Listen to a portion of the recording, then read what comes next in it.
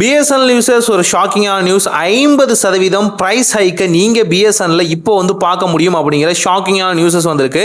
அதாவது average revenue per user பார்த்தீங்கன்னா இப்போ இருக்கிறது வெறும் 101 ரூபாய் தான். அது அவங்களுக்கு பிடிக்கலையா, அதுக்கு மேலே அதாவது 150 ரூபாயாவது வந்தால் தான் நாங்கள் வந்து டார்கெட்டை வந்து ரீச் பண்ண முடியும் அப்படின்னு சொல்லி 50% பிரைஸ் ஹைக்கை பார்த்தீங்கன்னா இப்போ பிஎஸ்என்எல் வந்து முன்னெடுத்துருக்காங்கன்னு சொல்ல முடியும். பல இடங்களையும் டிஸ்கஷன்ஸ் வந்து போயிட்டு இருக்கு. பட் இப்படி இன்க்ரீஸ் பண்ணாங்க அப்படின்னா அவங்களுக்கும் என்ன வகையான விளைவுகள் நடக்கும் அப்படிங்கிறது எல்லாத்துக்குமே தெரியும். இருந்தாலும் 2027 அப்போ 2-3 டைம் ஆச்சும் பிரைஸ் ஹைக் நடக்க போகுது. அப்போ இந்த ஆவரேஜ் ரெவன்யூ பர் யூசர்ங்கிற இந்த 150 ரூபாய் பர் யூசர் அப்படிங்கிற இந்த டார்கெட் எங்களால் ரீச் பண்ண முடியும் அப்படின்னு சொல்லியிருக்காங்க. இது பல ஆர்டிகல்ஸ்லையும் வந்திருக்கு. கேட்கும் போது ஷாக்கிங்காக இருக்கு. நெட்வொர்க் அவங்க பலப்படுத்திட்டு இந்த பிரைஸ் ஹைக் கொடுத்திருந்தா கூட ஒத்துக்கிட்டு இருப்பாங்க.